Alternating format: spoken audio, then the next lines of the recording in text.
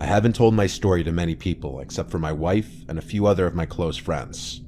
It happened while I was stationed in the Army as a radio operator during the Vietnam War, and I haven't forgotten it to this day.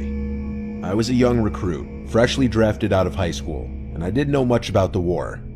I had no idea what I was getting into or what it was all for, but what I did know was that I had a duty to my fellow servicemen. We arrived on a Friday evening and got loaded onto many buses to be taken to our barracks. The air was very humid, and the soil was soaking wet due to a storm that had just passed through the area. I vividly remember the drive and how it stunk like sewer.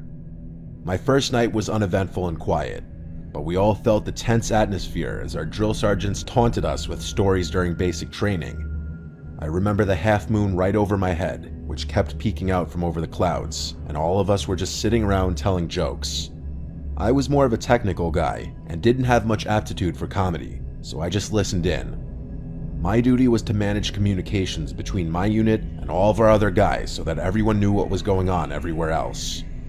I carried a box on my back, which were the size of radio devices back then, and also a ton more equipment and supplies. I was quickly assigned to a tight-knit unit who had just lost their communications operator to a landmine, and I remember the first time we made contact with the enemy. It was the loudest thing I ever heard. We were in a dense part of the jungle and couldn't see the enemy at all, but we quickly ducked as soon as they began firing at us, and we opened fire in their general direction in return. The chaos seemed to last forever, and we probably ceased fire after a couple of minutes. We advanced forward to close in on the enemy and secure the area, and it was the first time I ever saw the enemy up close. There they were, 3 dead Viet Cong soldiers laying in a pool of their own blood. I couldn't believe that I was looking at 3 human beings that were alive just moments ago. Young guys who maybe had sisters or brothers and parents. They were probably just chilling around moments before we arrived, and here we are moments later, looking at their motionless bodies. But I must say that I felt justified, because they were the enemy, and they would have been standing over our dead bodies instead. A few days later, we got assigned to a different location, which saw heavier casualties and needed more support. I grew accustomed to the violence and saw many of our young men die painfully. One day, I was told by my NCO that someone wanted to speak with me.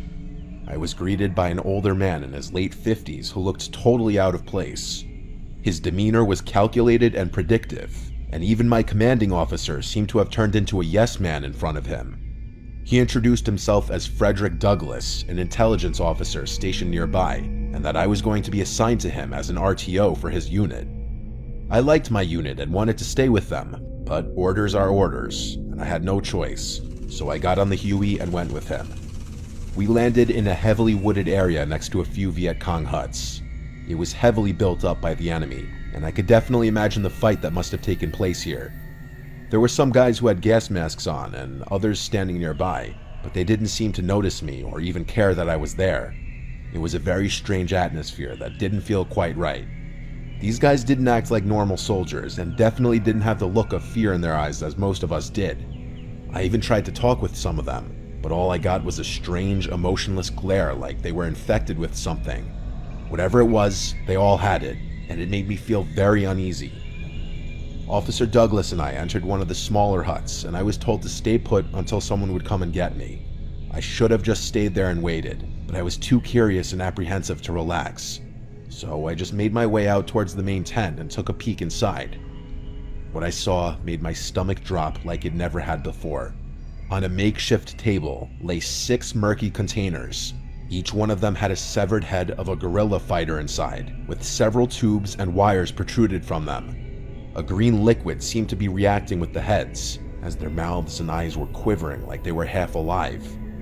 I suddenly felt a hand grab onto my shoulder. It was Intelligence Officer Douglas, and he looked very upset. I meekly asked what they were doing inside there, but he angrily said that I should not have gone in there and sent me back to my hut.